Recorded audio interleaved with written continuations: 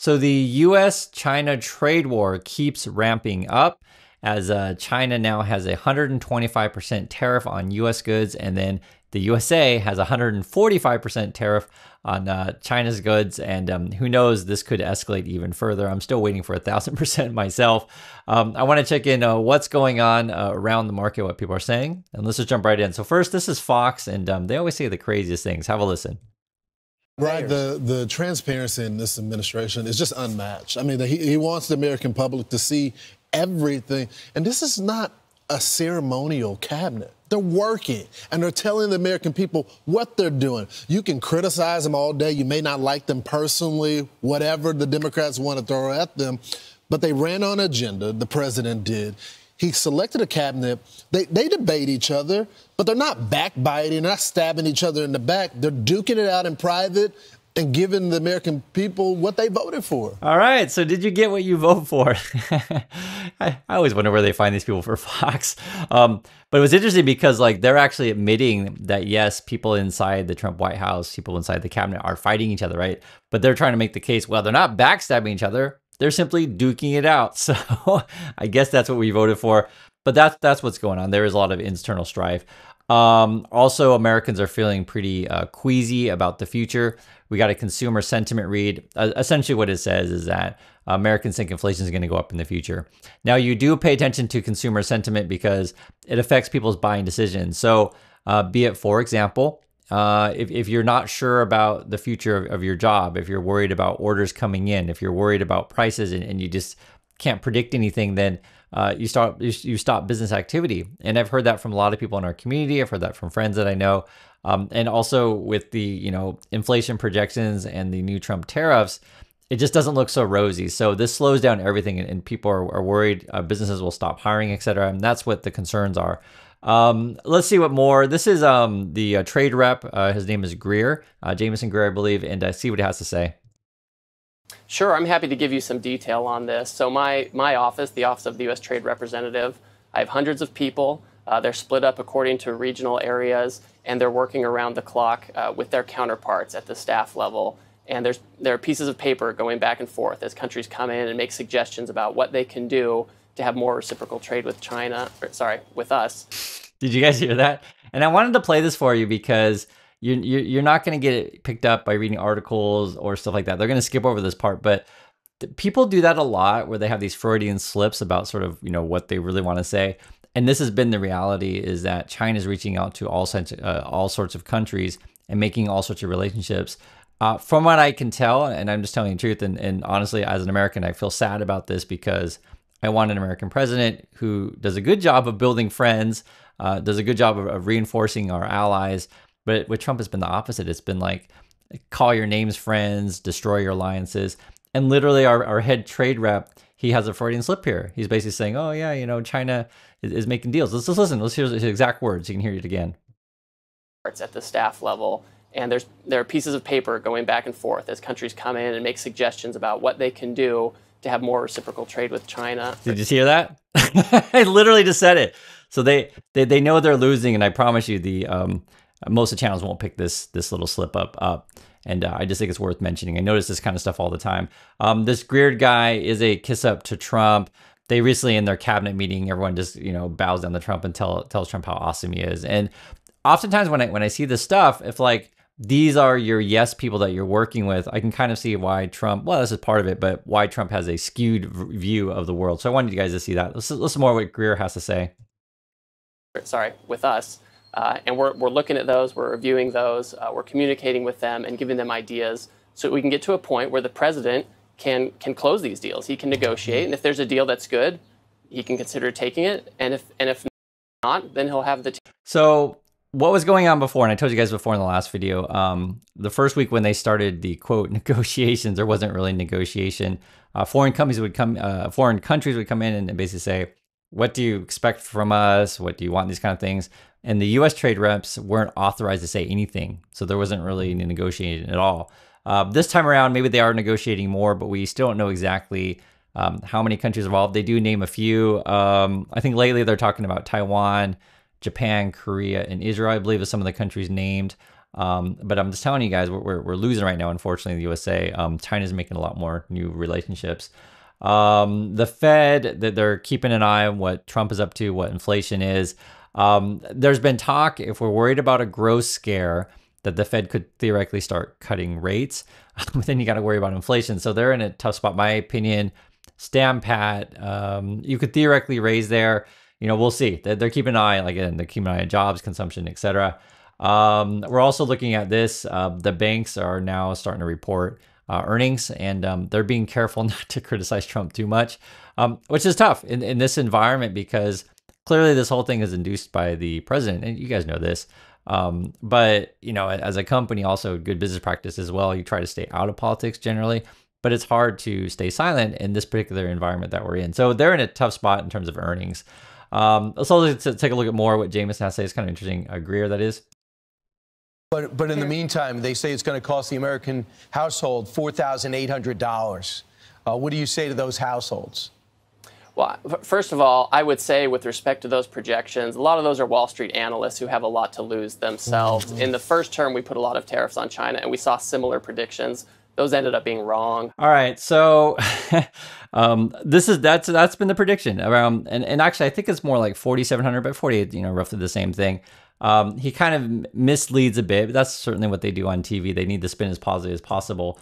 First is, I want to mention this. Wall Street, when you go in their projections, they're uncertain about the future. So to be fair to them, right, no one knows exactly what's going to happen in the future. But the projections that the 4,700, 4,800 number, that's actually coming from Yale. So researchers can kind of, put all the numbers together, do some number crunching. How much is it going to cost an American family with Trump's trade war and inflation, etc. And then also, to be fair to, Greer and company, in the earnings calls with banks, the words like uncertainty, unknown, right? We can't tell, this kind of stuff. That's been going up in earnings calls. So that's kind of interesting. Bloomberg does this kind of stuff every now and then. You just see a way to analyze what people are saying, and people are basically saying we're uncertain about the future. However, I will mention with the consumer sentiment, consumers are thinking their inflation is going to go up. And then when you bring out an actual cost, $4,800 to a year, additionally, cost for American families is actually pretty significant. So they're going to have to try to downplay it, but you'll notice a change in tone in what they're saying over at Fox, because these numbers are going to really hurt a lot of people. So let's see what more they have to say here. Mr. Representative, the president has said, keep calm, don't get yippy. You seem like a calm guy yourself. But what do you tell? You can see how like the discussion is different now, right? Because I mean, they Fox, even though they mislead their viewers a lot, they do know people can see costs, like when the bills come in, and you guys can see it for yourself, or when the prices go up, you'll see it. So the question is like, what advice are they theoretically giving these people who are followers of the MAGA such Trump? Let's see what they say. The American people that are on your side, on the president's side, but they are a little scared because they see everything in their house and they look at the label and it says made in China. Yes, there's a story from a couple of years ago. One of my kids one day looked at me and said, "Dad, why does everything say made in China? They must be so busy over there." And they're exactly right. But again, this has been a bipartisan approach for the past almost 8 years at this point, that we need to diversify from China and be able to source from other countries. And so I'm obviously sensitive to the needs of households and what we're seeing, but we've been put in a position and a point of emergency, frankly, where if we can only maintain our standard of living by being dependent on China, who is a strategic adversary, that's a very dangerous position to be in. And so we need to accelerate this. So what they're referring to, accelerating, making relationship with other countries, which I completely, agree. It's a good idea to diversify. Don't just rely on one relationship with one country. The problem is you can see it through Trump's actions where their focus is. And I always tell you guys the same thing all the time. Well, first I tell you, follow the money, right? And then I tell you, look at what people do, not necessarily what they say. So what are people doing? The first meeting with Trump and, supposedly, what are we talking about? 75 countries that they're talking with, or 90, whatever stupid number they're giving us. But the first actual meeting that Trump had during this whole trade war thing was with Israel, right? And then Trump refers to Gaza as being great real estate, etc. That shows you where Trump's priorities are, right? Israel's number one. Trump's first foreign trip as rumored right now, is Saudi Arabia, right? Again, look at what people are doing, not necessarily what they're saying. This literally shows you where Trump's focus is, right? Meet with Israel first. Second, go to Saudi Arabia, okay? What is Xi up to, President Xi? President Xi's first trip is going to be to Southeast Asia, right? And just understand the significance of this. Greer himself in the whole Fox News thing was like, well, we need to, not be so reliant on China, right? A lot of people say that, and I don't disagree, right? I completely agree. Actually, we should diversify our relationships. Completely agree with that. But you can see what's going on. It's so ridiculous, right? So, we're losing influence in Southeast Asia, frankly. I mean, you can see it. Xi's going there first. Where does Trump go? Saudi Arabia. It shows you where Trump's priorities are. Xi's also making, this is in China, making relationships with Brazil. It's just, the reality is Trump's not a very good president. You guys already know this stuff, but I just want to tell you the specifics, because sometimes a lot of people, you have a conversation with your MAGA friends and family, and the MAGA people just repeat whatever lies Trump says, and the problem with Trump is he says all sorts of nonsense stuff. But again, just look what he does. Talking with Israel first, going to Saudi Arabia first, right? It's very different what's going on with China. They're building lots of relationships while America sadly is falling behind. And on top of that, we're cutting a lot of our programs and sort of personnel to build relationships around the world. Watch this. This is kind of interesting because you can kind of see that the Fox people, they have a general sense that, they pay bills too. Let's listen to what they have to say. I would just add a couple of things. It looks like we're getting Taiwan, Japan, South Korea have all talked about different things they're going to do. I think we're going to start seeing deals being done. Scott Bessent kind of talks about that. It's overwhelming to have 70 countries call you. But the other thing I see is... I think what they mentioned, South Korea, Japan, Taiwan. Taiwan, if they're going to make... But I don't know if it's going to be any new deal, because Taiwan does business with the USA. It's usually buying American weapons, that kind of stuff. Or Taiwan Semi may be building a factory in USA. So I think that part's real. Korea's already, said they're going to build plants like Hyundai, Kia, that kind of stuff. But as we talked about in a prior video, I don't think the Trump people necessarily thought this through. I'm not against Hyundai, Kia. I'm just saying, if Elon Musk bought your government, right, bought the U.S. government, and Elon Musk wants to sell a bunch of Teslas, that's actually not in Elon Musk's interest to expand production of Kia and Hyundai. At this point, just invite BYD over from China and just wipe out Tesla. So that'd be kind of interesting how that plays out, if that ends up being part of a negotiation. So I just wanted to bring that up. But here we're talking more. Let's see what Fox has to say. Amazon comes out, and Amazon's CEO warns Americans, cheap prices on everyday goods could be a thing of the past. Okay, fine. You know why? Because 75% of all your material, everything you have on your website is China.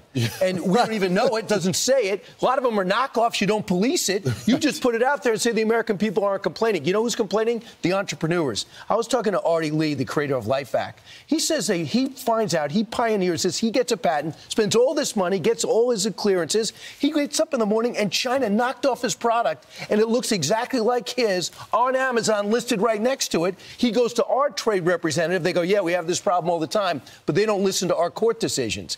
They don't listen to our court. How long are we going to put up with this? This thing is fundamentally, no matter what the rate is, we're built to lose this. Europe is built to lose this battle. How much longer are we going to be punching back? So it's kind of interesting. Like it was funny, in the past, the Trump people on the Fox was just yesterday. They're talking about how we're in such a strong position, et cetera.